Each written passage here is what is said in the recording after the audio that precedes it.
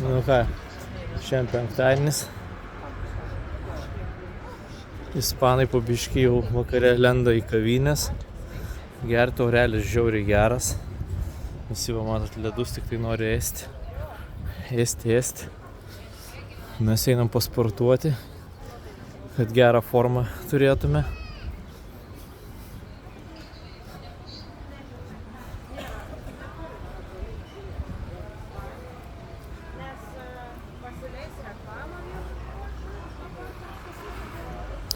Bet irgi šiaip įdomus paradoksas. Išvažiavau iš Lietuvos, pradėjo žiauriai, iš seno verslo pradėjo žiauriai užsakymai eiti. Tai va, gaunasi, kad teks grįžti į Lietuvą kažkuriam laikui padirbėti.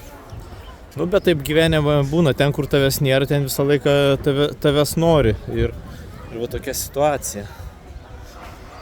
Vaikų belė kiek, net vietos nėra kur įkišti vaikui.